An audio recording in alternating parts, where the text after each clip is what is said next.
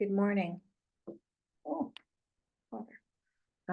I was trying to finish grading, and it hit me in the last couple CTEs. I don't know why, but I suddenly realized I didn't talk about the final assignment last night, and one of your peers asked me to do that. So I'm creating this video to talk about it, and then if you have questions, we can talk about it again in class next week because I don't want you worrying about it right now. So the final assignment is a poster presentation on the neurobiology of something that you're interested in. So what does that mean? It seems really broad. First topic, it can be anything. It can even be things that we discuss in the class that are covered in the modules, as long as you go beyond what's already provided. I don't want you to just repeat what's already been given to you. Do something that you're interested in. Some of the examples of things that students have presented on in the past. Let's see.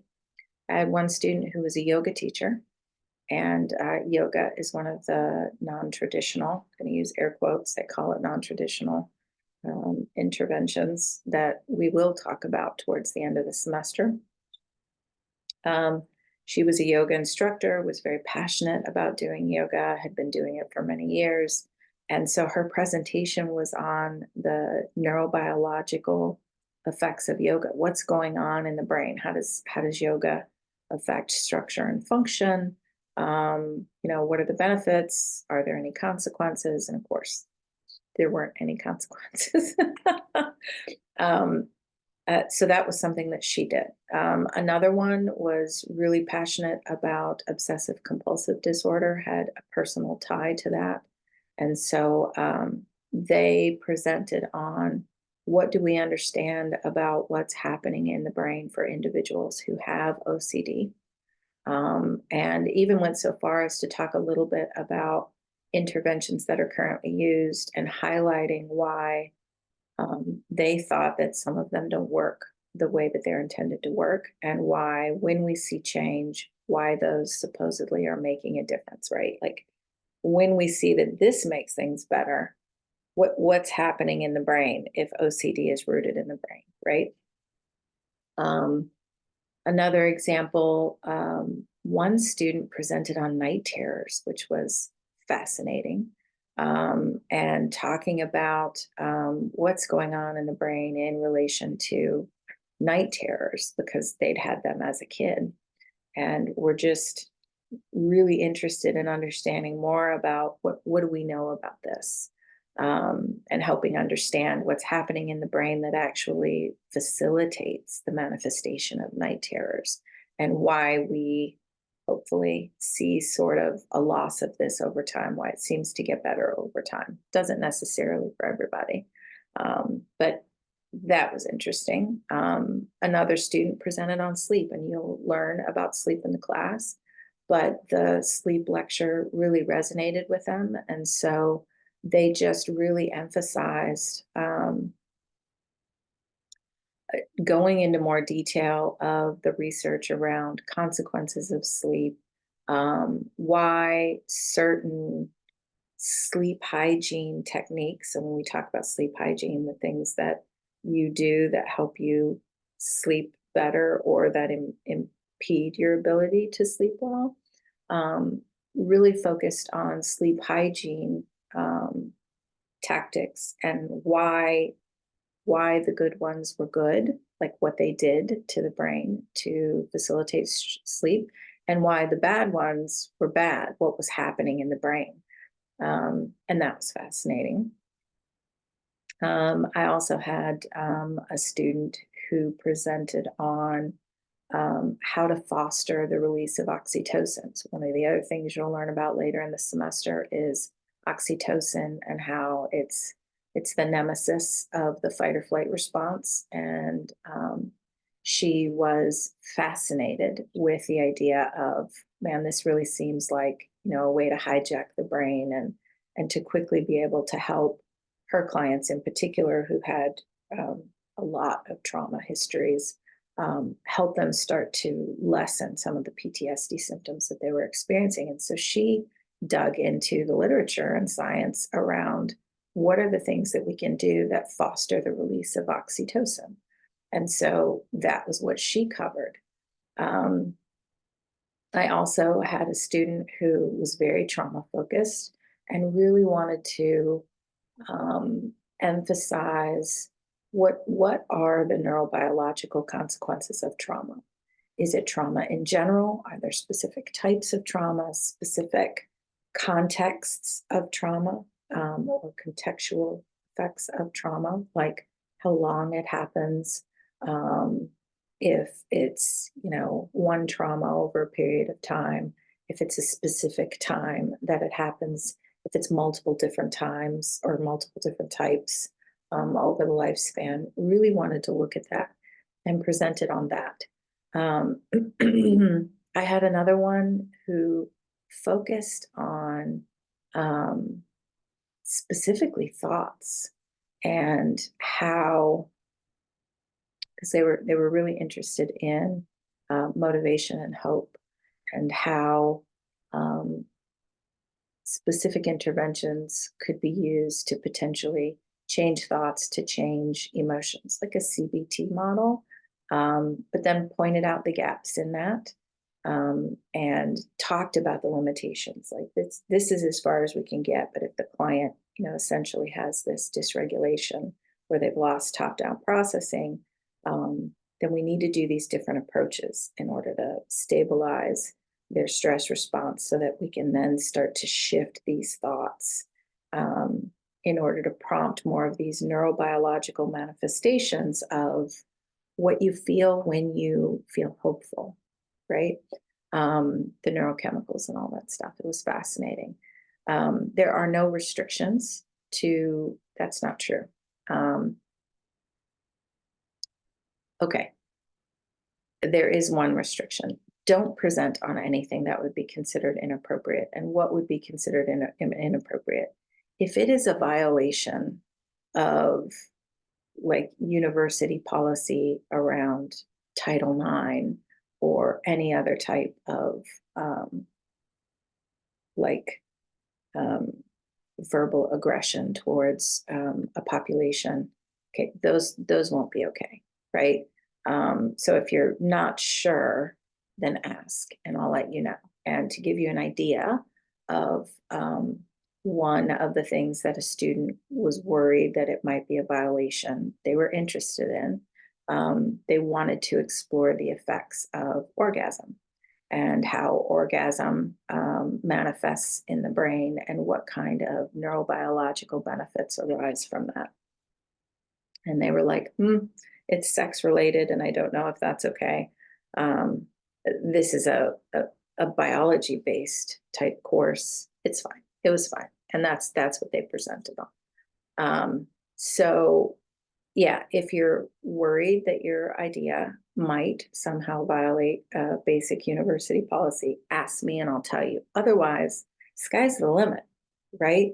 If you're going to have to spend time researching what's going on in the brain associated with a particular topic, pick something that you care about, right?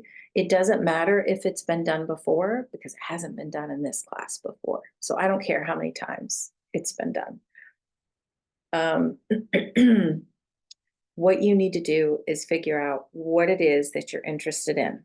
You want to focus on an experience that a person has and how it affects them.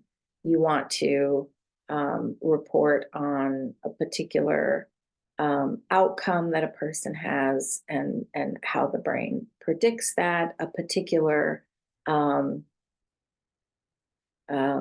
like characteristic or health issue that a person has and what's going on in the brain. That's good too. Another one I think did ADHD, and that was fascinating.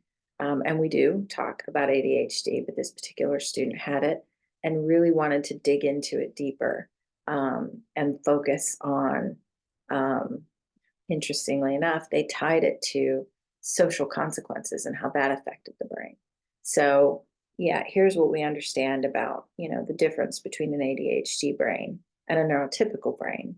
And then here's the way that currently we handle this in school systems on a secondary level. And these are the consequences that we've seen as a result of that. And this is what we think is happening in the brain and how it can actually, it can amplify the consequences of ADHD because of the stress damage to the brain and things like that, right? So pick a topic, any topic. If you're worried that it's going to violate a university policy and you're like, I don't know, just reach out to me, okay? And I'll check it. And if I say it's okay, then it's okay. What you're going to want to do is you're going to have to dig into the literature. Easiest way to find this is to go to Google Scholar and PubMed.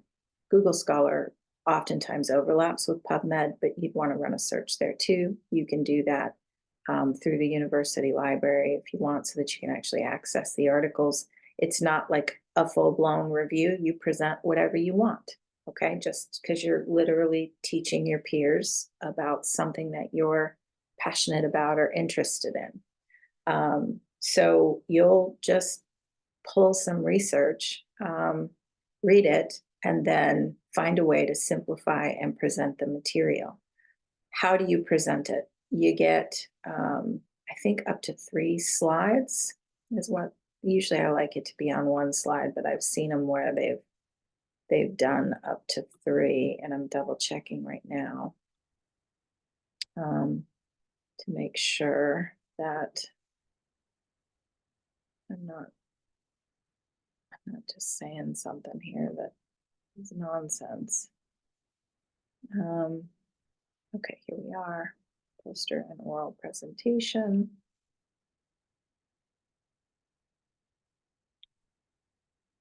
Oh, that's great. It's not even listed on there, so I'm gonna have to put that there. Nothing like launching a course and finding all the holes in it. All right, hold on. I'm scrolling down. Okay. Poster session, TTEs.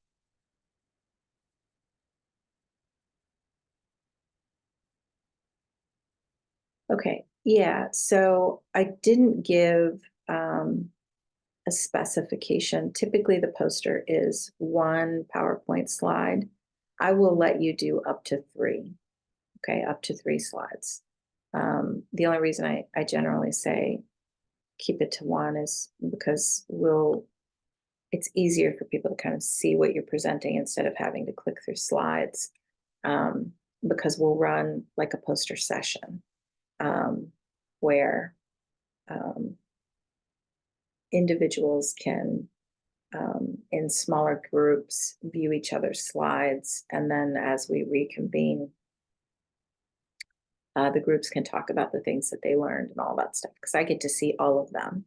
And so that's how we'll use our time. It does not have to be a formal presentation. Oftentimes, if the slide is well prepared, students can just read it and you just kind of hit the highlights, like, generally, this is the population prevalence, these are, the issues, this is what we know that's happening in the brain, some of the big things, and how we know that this can affect, health, behavior, whatever it is that you're focusing on.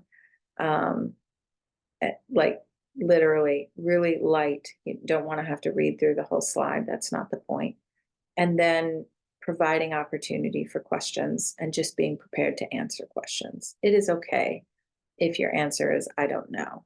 Because if your topic is interesting to your peers, it's not uncommon for them to start to think in different directions and ask questions that go beyond what you actually looked at. So you're not graded on how well you speak in front of a group or anything like that. It's okay. So those are the highlights. So preferably 1 slide in a poster template kind of format. Use search for the literature. The 2 best sites are Google Scholar and PubMed. The only reason I include PubMed is sometimes things will pop up there. that you won't find in Google Scholar in the first 10 pages or whatever.